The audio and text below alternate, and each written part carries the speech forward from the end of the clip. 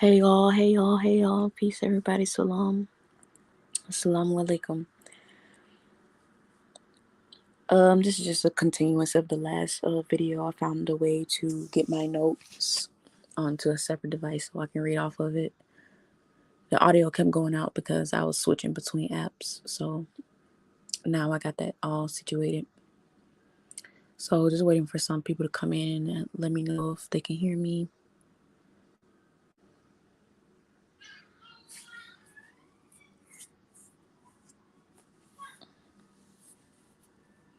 I need to play some music like my day do. Hold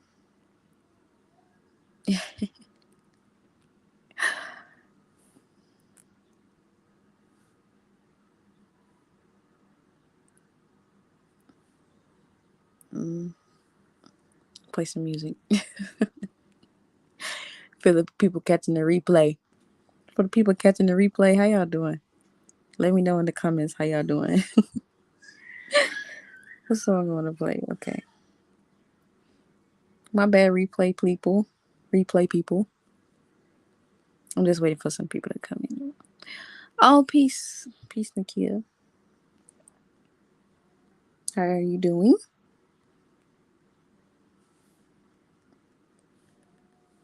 I'm just waiting for a couple more people. Can you hear me?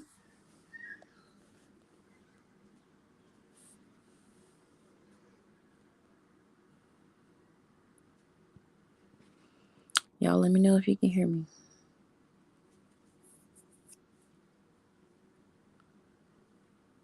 I'm well. How are you?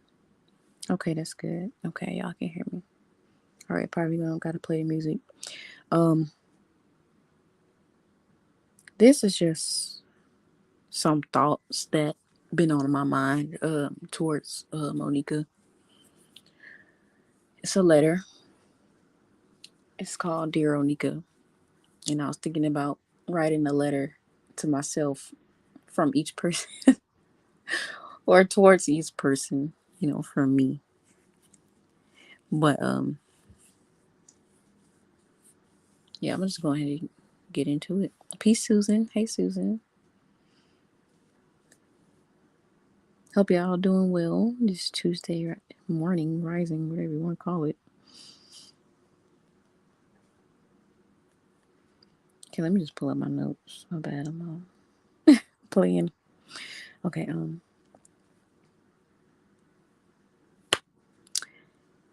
Dear Oneika, I know that apparently everything I say goes over your head because I'm a religious person and nothing I say could possibly be of value because the person who's saying it is religious. So I just want to start by saying I think humans argue about the most stupid things when it comes to God. The name, where he is. God is not on my arm, he on my shoulder. God is not in the living room, he in the dining room. God is not in your heart, oh, he in your veins. If we could just get past the simple stuff like the name, where he is, we will be able to accomplish so much more as a human race. We don't have to agree on the names to be able to build together. We can still barter resources and not agree on the name or location of God. Now, with that being said, where societies start to separate themselves are based on each civilization's moral values and principles.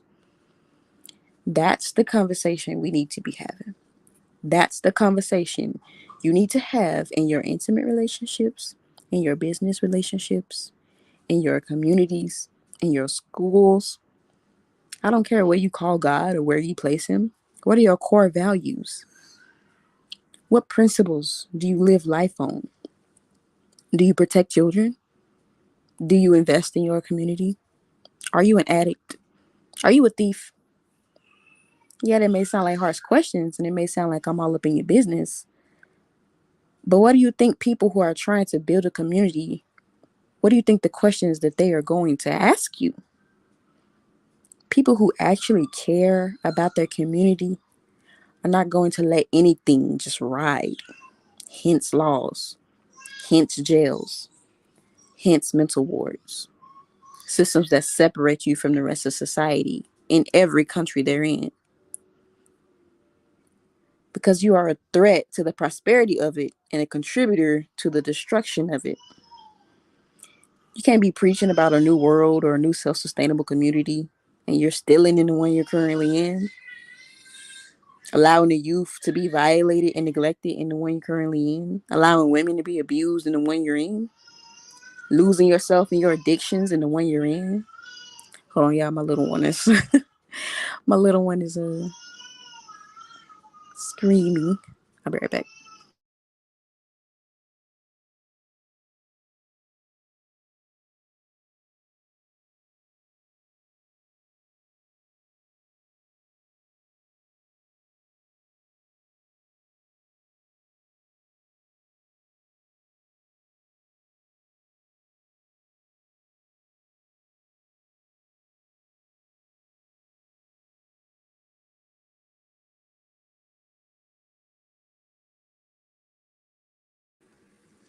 Okay, I'm back. Let's see.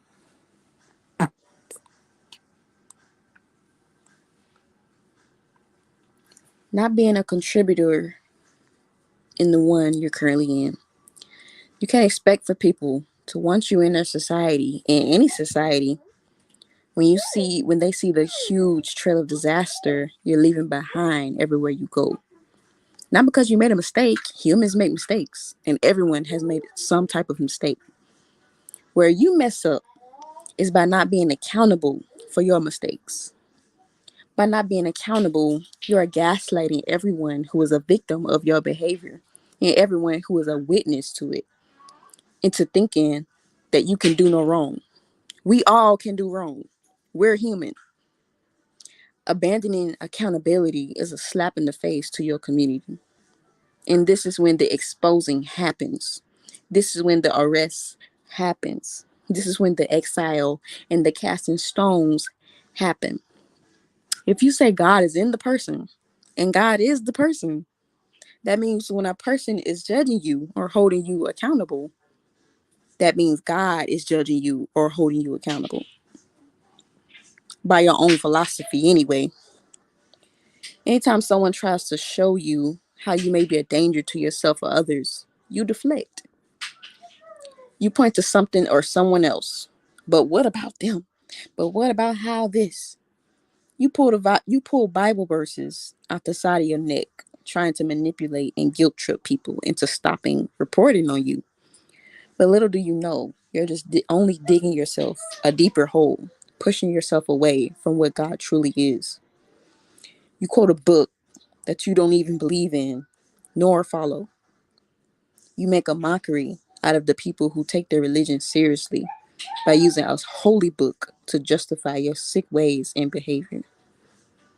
So you think people who are religious are beneath you and unevolved, yet you still hold out your hand to accept their money, though. That's so cowardly. This is not out of hate, this is out of love. You claim no one loves you, but you wouldn't know love if it slapped you upside the head. You don't know what love is. How can you constantly abandon and neglect your own children and then turn around and complain about how nobody loves you? What about those children? Love is a sacrifice. That means sacrificing your pipe dreams of living in the tropics to build financial stability for your children and their children. You took your three children to a cult leader who was a known predator way before the charges. You let your oldest son contract multiple STDs and get used by a Jezebel spirit. You let your adolescent daughter get used sexually by grown men and she barely even knew and allowed them to statutory rape her.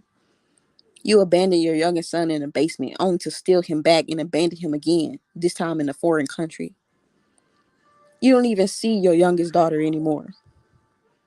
You gave teenagers alcohol and acted blind when one of them was sexually assaulted, even claiming that she lied about what happened to her due to you being an irresponsible and reckless adult. You're not a spirit of protection. You're a spirit of neglect and abandonment. This is the reason why I will continue to speak my truth about you. You claim to be so evolved, but not evolved enough to shake them sex demons up off you. Not evolved enough to stop having sexual intercourse with every single person you come into contact with. Not evolved enough to set your children up for generational wealth. Why? Because you are addicted to instant gratification.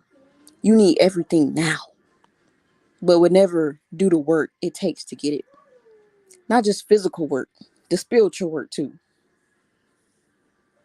the mental work too. You're spiritually lazy, mentally lazy. You show us time and time again that you're incapable of doing the work because anytime somebody brings up your faults, you deflect and point the finger. You claim it's because I hate you.